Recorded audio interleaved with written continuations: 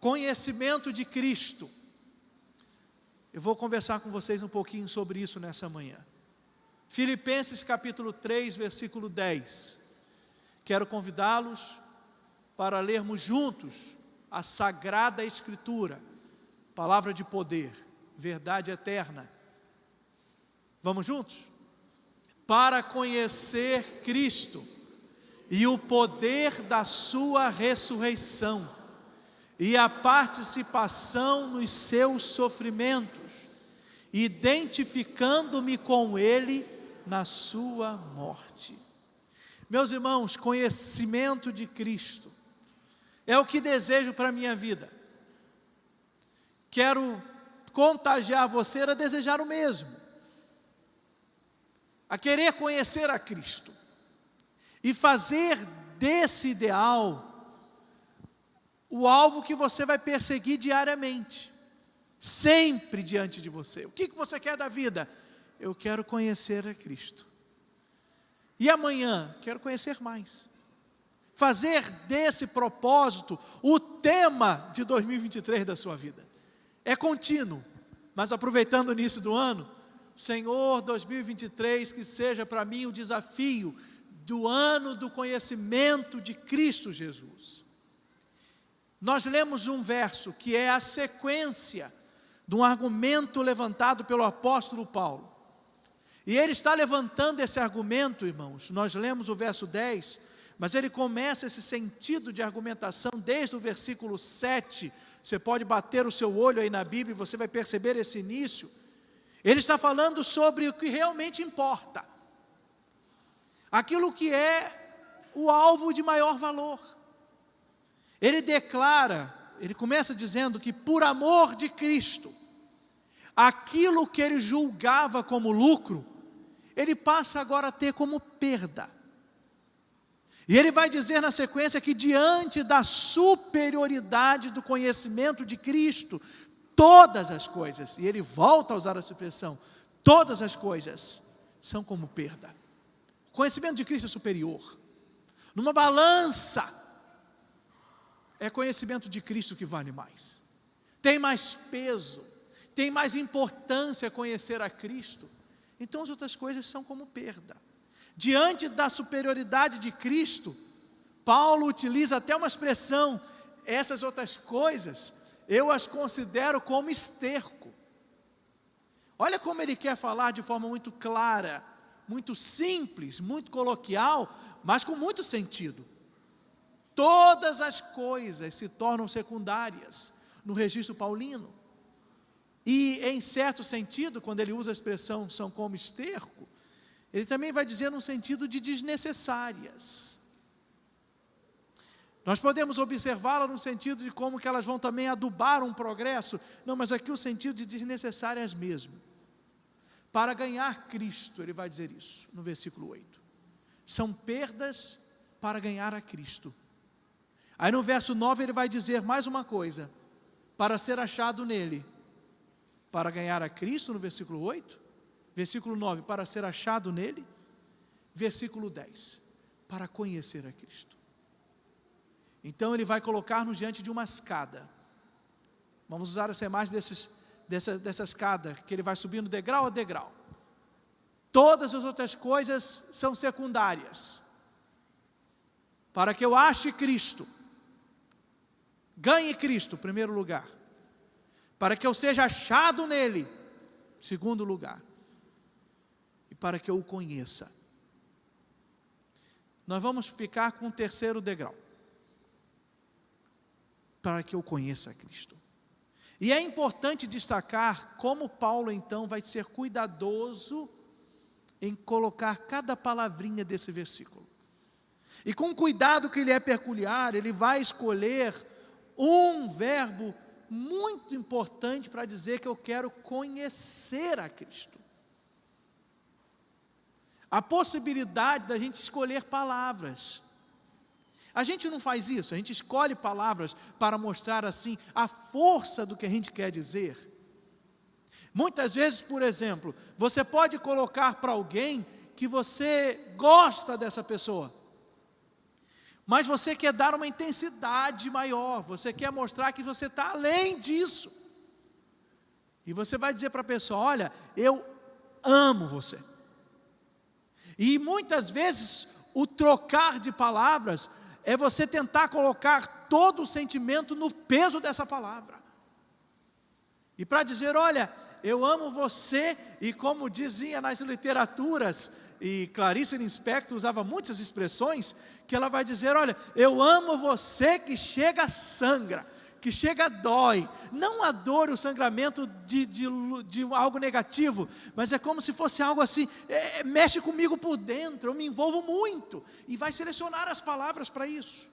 Paulo selecionou para conhecer um verbo no original grego, que quer dizer não só conhecer de ouvir falar, não, quer dizer não só o conhecer de quem sabe que existe, sabe, você falar assim, vocês conhecem, deixa eu usar uma personalidade aí do futebol, quem sabe, uma qualquer, se eu perguntar para vocês, vocês conhecem, olha, faz o nome, tanto nome, vamos lá, você conhece Neymar? Todo mundo aqui conhece Neymar, não conhece? Já ouviram? Alguns podem não conhecer, então deixa eu usar alguém mais popular que ele. Vocês conhecem Gabigol? Pedrinho, conhece? Então está resolvido. Não conhece? Você conhece Gabigol? Se eu usar um outro exemplo e perguntar para vocês assim: vocês conhecem aquele menino, Joe Biden, presidente dos Estados Unidos? Conhecem, né? Vocês sabem quem é o Joe Biden? O que é esse sujeito lá? Nosso amigo Biden. Conhece. Você vai usar personalidades, você vai citando, e você vai dizer: conheço. Mas você conhece verdadeiramente Neymar? Joe Biden? Deixa eu perguntar diferentemente: André, você conhece Paula? É muito diferente de conhecer Gabigol. Entende? Conhecer. Mel, que você conhece Cleide? É diferente. Conseguem compreender que é o mesmo termo? Mas o conhecimento é diferente? Só que na língua grega, irmãos, olha que beleza, tem outros verbos que vão dar essa ideia de conhecer. Então, quando o autor vai registrar, ele pode selecionar aquele que dá o sentido que ele mais deseja. Então, ele selecionou um verbo que quer dizer conhecimento pessoal. Eu quero conhecer a Cristo pessoalmente. Não é o conhecimento de saber que Ele existe. Como eu sei que determinada personalidade do futebol existe, mas eu nunca estive, ou mesmo aqueles que eu tive com ele. Por exemplo, eu tive com o Zico, eu tirei foto com o Zico, eu conheço o Zico, eu apertei a mão dele, mas eu não conheço nada dele, porque eu não convivo com o Zico. Eu sei quem ele é, eu já estive com ele, mas eu não sei o que ele gosta profundamente, eu não sei como ele pensa, eu não sei como ele constrói as estruturas das suas reações, o meu conhecimento não é pessoal. Entendem a diferença? Paulo não quer conhecer a Cristo como conhecemos uma personalidade distante. Paulo não quer conhecer a Cristo como eu disse que conheço Zico, por exemplo. Paulo quer conhecer a Cristo por um relacionamento pessoal. Então não é um conhecimento intelectual, não é um conhecimento que virá simplesmente pelo relacionamento com os livros, não é um conhecimento de teorias, não é um conhecimento que vai vir por alguns princípios estabelecidos, é um conhecimento que virá por uma experiência pessoal, é um conhecimento de vida, é um conhecimento de relacionamento próximo, é um conhecimento de intimidade. Esse é o conhecimento que ele quer, conhecimento por uma experiência. E aí o que significa esse conhecimento por experiência para, para o apóstolo, e aquilo que ele compartilha conosco nesse texto. Ele vai dar 3 direções. Eu quero conhecer a Cristo, conhecendo o poder da sua ressurreição, a primeira coisa. Olha que coisa interessante que ele traz para a gente. Quero conhecer a Cristo? Sim, eu quero conhecer o poder da sua ressurreição. E olha o que ele chama a atenção para a gente. E a gente precisa entender isso para aplicar para a vida também. Porque Paulo não está falando de conhecer a ressurreição de Cristo como quem crê que isso foi um fato histórico no passado. Porque nós sabemos que isso é fato, Cristo ressuscitou. Nós sabemos que há uma data, nós não sabemos a data, mas há uma data porque isso aconteceu na história, no tempo. Um dia, num momento, Cristo ressuscitou. Há uma crença de que é um fenômeno histórico e real. Nós acreditamos. Alguém pode desfazer disso.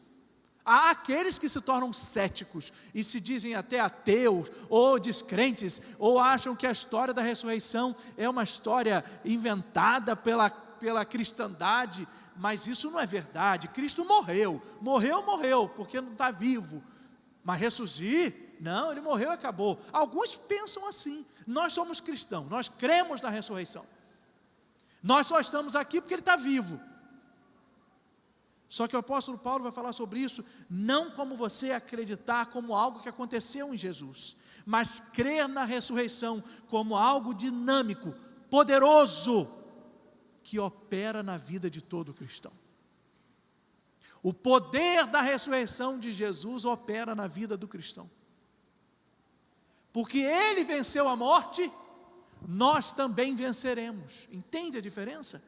Isso não é teórico. Jesus está vivo, Jesus ressuscitou, e não foi só um acontecimento histórico, é um acontecimento de poder, porque ele ressuscitou, e há uma prova contundente dessa ressurreição. Nós estamos aqui, e nós já sentimos a presença dele hoje, e já podemos falar com o Senhor hoje, no nome de Jesus, porque ele está vivo. Então a ressurreição é um poder em nós, mas recebereis poder. Não foi palavra de qualquer um, vocês sabem quem disse isso? É quem está vivo, ao receber o Espírito Santo, e ser-me-eis testemunhas. Ele está vivo, ele ressurgiu, ele comunica esse poder conosco. Eu acho interessante uma frase dessas de efeito, do pastor Hernandes Lopes, e ele lançou uma frase de efeito, dizendo: vocês sabem por que Jesus é tão odiado por muitos hoje? E aí ele responde nessa frase dele: ele é odiado porque ele está vivo, que se ele tivesse morto já tinha esquecido ele.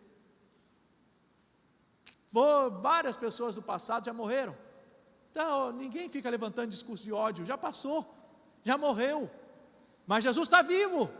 Por isso tem tanta gente indignada com a presença e com o poder dele, mas são todos alvos do seu amor e da sua graça. Eu conheço muita gente, quando passava na rua de um templo, trocava da calçada para não passar em frente à igreja, e agora está tudo dentro da igreja, está carola crente, tá? Eu sei que a expressão carola lá de fora, estão tudo carola, dentro da igreja, festejando, celebrando, cuidando do templo, mas não queria nem ouvir falar de crente. É por quê? Porque não gostava, mas o poder da ressurreição um dia bateu naquela britadura e transformou aquele coração em coração de carne, e hoje está servindo a Jesus para a glória de Deus. É esse conhecimento que Paulo quer, conhecimento da ressurreição, por saber que isso é uma experiência.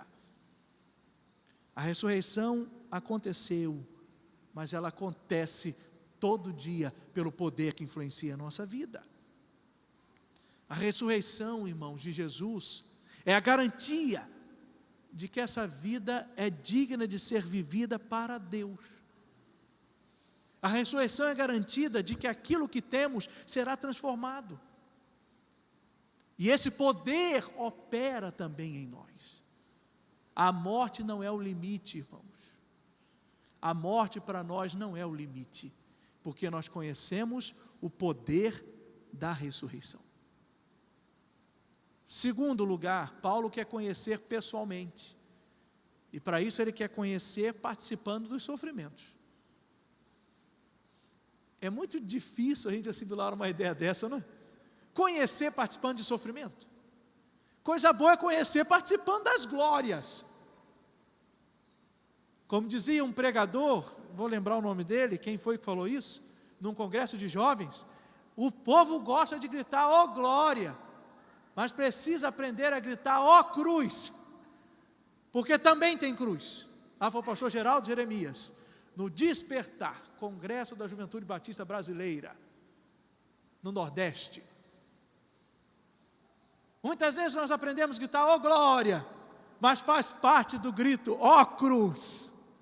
Se alguém quiser me seguir, negue-se a si mesmo, mas também diz assim, tome diariamente a sua cruz e siga-me.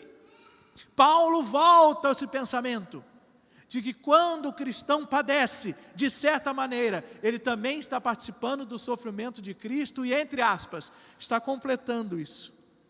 Sempre que um cristão sofre, sempre que o cristão leva a sua cruz, ele participa do sofrimento de Cristo. Não é uma participação do sofrimento de Cristo, como quem está fazendo o sacrifício que Cristo fez. Não é esse o sentido. O sacrifício de Cristo é único, suficiente, total, ou seja, cabal. Não precisa mais ter sacrifício. Não é isso. A gente não precisa mais ir à cruz. O sacrifício da libertação da influência do pecado, o sacrifício que nos traz a paz, o sacrifício que muda a nossa vida, já está feito por Jesus. Não é nesse sentido, é levar a cruz como quem leva a sua responsabilidade e como quem participa dos sofrimentos, porque entende que o caminho da fé também é um caminho de negação. A gente se nega. Já aconteceu com você? Ou com você? Ou você já ouviu alguém falar, dizendo assim, pastor, minha vida estava uma beleza, mas eu não sei o que aconteceu, depois que eu me converti, estou passando algumas situações difíceis. É porque o morto não vê seu problema, só o vivo vê o seu problema. Quando você está morto nos seus pecados, o pecado não é um problema para você, mas quando você está vivo, o pecado passa a ser um problema para você. Você diz, meu Deus, como é que eu consigo viver com isso? Aí você vai querer resolver. E aí às vezes você tem influência interna, você tem influência externa. Tem gente às vezes que vai aproveitar esse momento para dizer, viu, quem mandou? Por que você foi se meter nessa vida? Não tenha nenhum sentimento de retroceder não, meu irmão. Porque você está participando dos sofrimentos de Cristo Jesus na experiência do apóstolo Paulo. Eu quero participar dos seus sofrimentos. Mas não é que a vida do cristão é um martírio não, viu? Que ser crente é viver angustiado. Tem gente que pensa que participar dos sofrimentos é viver com a cara amarrada e com a cara triste. Aí não. Ah, pastor, estou com a cara toda esbulegada hoje. Por quê? Estou fazendo jejum, pastor. Vai ficar fazendo jejum, para ficar com a cara assim não adianta. Jejum não é para mostrar para os outros. O que está vendo, irmão? Por que você está andando todo encolhidinho? Que eu sou crente. Crente tem que ser piedoso. Piedoso, mas não ser emborcado, encolhido, acabado. Crente é para estar alegre, sorrindo. Crente, ser crente não é ficar igual maracujá de gaveta, mal-humorado. Eu estava analisando, eu não sirvo para isso não. Por vários sentidos. Não estou falando com de respeito, estou falando com questões práticas e informações. Algumas vezes, para fazer pesquisas, eu precisei, por algumas informações de professor, na época do mestrado, ir também visitar o mosteiro de São Bento para tentar ir lá, porque algumas obras só tinha na biblioteca do mosteiro. E, irmãos, que agonia para mim. Eu tinha que ser pastor e pastor batista mesmo, porque a gente ri à toa, fala muito, e no mosteiro tem que ter muito silêncio, e eles não riem, porque é muito seriedade, tem que ficar sério, porque de uma certa forma rir, ficar muito abobado com a vida, quase que de respeito a Cristo. Então difícil, porque eu passava um sufoco, e ninguém falava nada. Irmão, se eu virasse padre, eu ia acabar com a reverência daquele lugar, que eu ia contar a história, eu ia rir muito, eu não sirvo para isso. Mas eu achei interessante que é quase que uma atitude de você está se preparando para Cristo, numa atitude de você ter esse caráter introvertido. Não estou falando mal não, se é um caminho que siga, mas não dá para mim. Ah não, seguir a Cristo é alegria, é festa, é sorriso, é muita festa mesmo, mas não significa que isso exclui participar dos sofrimentos. É um equilíbrio nessa diferença. A gente é alegre, a gente é feliz, a gente explode de alegria, mas a gente sabe que participa dos sofrimentos de Cristo, como Pedro registrou no seu texto, dizendo que é um privilégio sofrer por causa da causa de Cristo. É nesse sentido que a gente participa dos sofrimentos. E que coisa boa. E eu fui contar para o meu professor, meu orientador, pastor Israel, seu pastor, fui lá, pastor, paguei mico lá na biblioteca, falava alto, ele falava, fica quieto. E eu tentava agitar, e aí ele me confortou, que ele disse, não tem problema. Um dia eu estava fazendo um seminário, e eu fui fazer uma pesquisa lá mesmo, que um professor mandou. E sobre o que, Israel? Eu fui fazer uma pesquisa sobre a teologia do silêncio, e aí eu fui lá. Ele disse que ele chegou lá e disse assim, Dom Mateus, eu vim pesquisar sobre o silêncio. E aí o que ele falou? Ele disse assim, e por que você fala tão alto? Então por que você chega falando tão alto? Daí então eu falei assim, então 1 a 1. Ele me confortou que ele também pagou mico lá. Mas enfim, isso é participar dos sofrimentos. Terceiro e último, para a gente fechar. Identificação na morte. Paulo está pegando pesado com a gente, né? Conhecer Cristo, tem que se passar por isso tudo. Aí não vale não, vale irmão, vale muito. Porque a identificação com Ele na morte é bênção. Porque a identificação com Ele na morte está atrelada à ressurreição. Conhecer a Cristo e identificar-se com Ele na morte é o sentido de você estar tão perto dEle, de participar tanto da morte, que você vivencia a ressurreição. É nesse sentido. É a celebração da ceia, que nós voltamos à morte, mas celebramos a vida. É isso que Paulo quer que a gente consiga entender. Morrer a morte de Cristo é participar da sua ressurreição, porque Ele assume a nossa morte também, para que participemos da vida dEle. Então essa identificação é abençoada. Nós queremos conhecer Cristo tão profundamente, tão de perto, que queremos até com Ele nos identificar na morte. E olha que coisa linda a identificação na morte com Cristo. É você saber que Cristo morreu, mas Cristo ressuscitou. Olha que identificação nós também temos com Ele na morte. Um dia, eu vou morrer. Aqui nesse mundo, vou morrer. Depois de vocês. Um dia eu vou morrer. E aí, isso não vai ser meu limite. Eu tenho identificação com Cristo. Cristo ressuscitou. O meu destino final não é a morte. O meu destino é a vida. Então, para mim, morrer, aí eu entendo quando Paulo diz que é lucro. É só nesse sentido. Eu creio, irmãos, que quando o meu dia chegar, pastor, onde está isso? Está no meu coração. E eu creio que quando chegar, irmãos, antes de fechar o olho aqui, eu creio que eu vou ver Jesus Cristo dizendo assim, vem meu filho, Ele vai me segurar nas mãos. E aí pronto, é só continuar. Identificação com Cristo na morte. Por isso a gente tem que viver e viver muito, não tem que ter medo de nada não. É só conhecer a Cristo, irmãos. Conhecer a Cristo é conhecer a sua ressurreição, é participar dos seus sofrimentos e é se identificar com Ele na morte, porque nós também sabemos do valor dessa ressurreição. Eu quero conhecer a Cristo. Já contei para vocês que um dia um netinho foi para o seu avô e disse assim, vovô, me leva para conhecer o mar. Ele nunca tinha conhecido o mar. Seu avô era um militar, marinheiro da reserva, trocando para a linguagem dos mortais, nossa, aqui aposentado, está aposentado. Então pilotou, imagina, o que enfrentou uma pessoa dessa, 30 anos no alto mar? Já pegou tempestade à beça, né? Já viu como é que é conduzir? Meus irmãos, eu fico imaginando, como que não é fácil, você está no meio da tempestade em alto mar, você passa muita experiência. Um marinheiro conhece muito de mar, não é verdade? E aí o netinho falou para o seu avô, vovô, me leva para conhecer o mar. E aí o avô levou o netinho, viajaram, quem sabe trouxe aqui na beira de Cabo Frio. E aí quando chegou na beira da praia, o netinho ficou olhando aquilo tudo, não sabia nem o que dizer. andou na beiradinha da água, foi lá, molhou a mãozinha assim e falou assim: pronto, vovô, podemos ir embora, agora eu já conheço o mar. O vovô olhou para ele e disse: meu netinho, vamos embora, você já conhece o mar. Tem diferença, não tem, do conhecimento ali?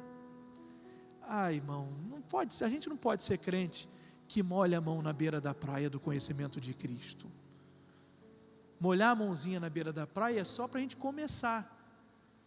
Nós precisamos ser crentes que conheçam Cristo como marinheiros de águas mais profundas. É isso que Paulo quer para a gente. Eu quero conhecer Cristo. Isso que vale a pena.